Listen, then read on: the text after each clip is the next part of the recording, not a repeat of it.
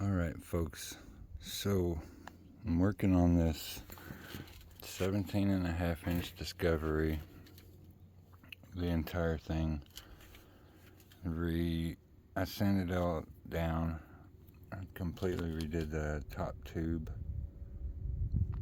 and the bottom box, and I actually ran across a little mishap that I believe is the mishap, and I'm going to go ahead and record the mishap so other people don't make the same mishap.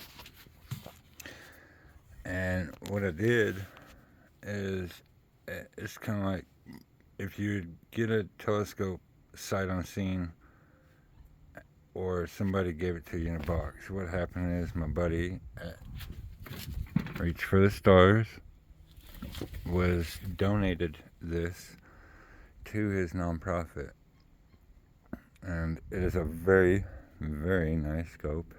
Like I said, 17.5-inch mirror, f5, I believe, f6. But anyhow, it's a beautiful telescope.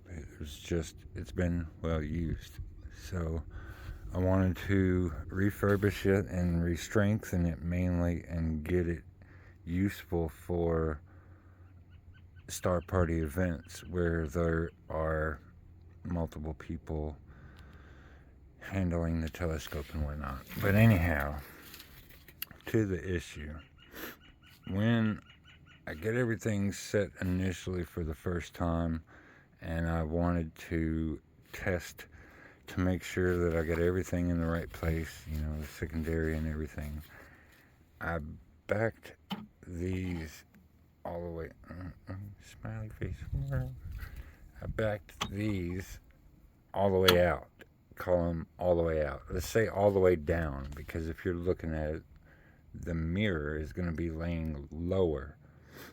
And that's important about what I'm getting to. Some of you already know, but I'm talking to the ones that are about to make this mistake, or they have, and they can't figure out why they can't focus.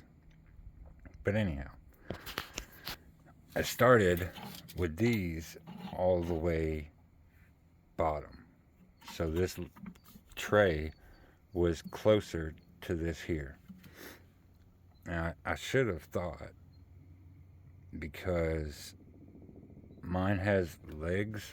I have the 12.5-inch Discovery. Mine has little feet, and the collimating screws, they would never touch the ground. So with these backed all the way out, if you were to set this on the ground, they're gonna sit on top of the T-handles.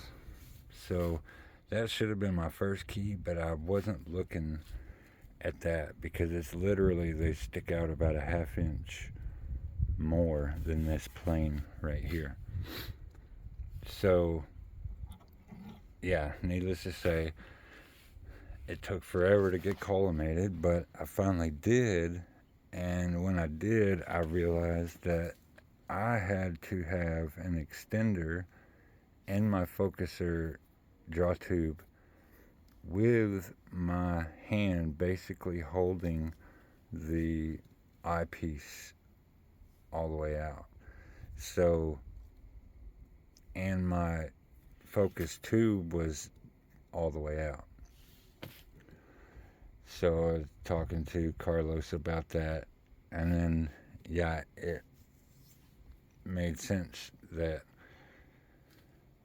instead of bottoming these out, I should have ran these all the way up the other way like they are right now.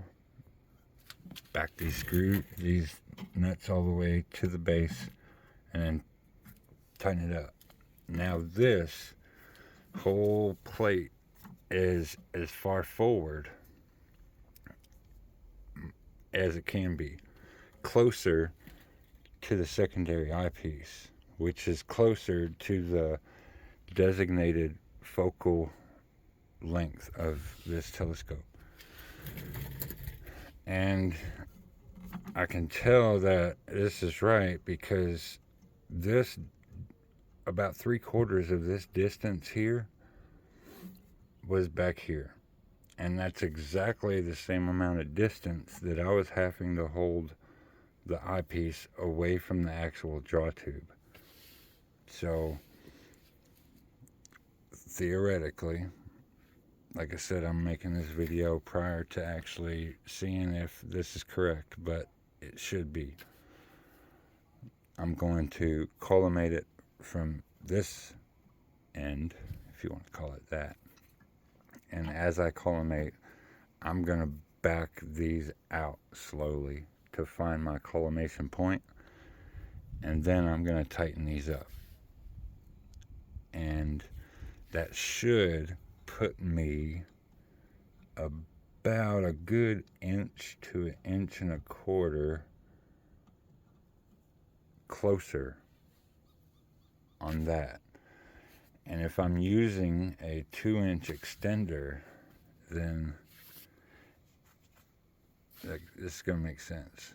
So, yeah, if to sum this up, if you've put together a telescope that you didn't know much about, and you did as I did, try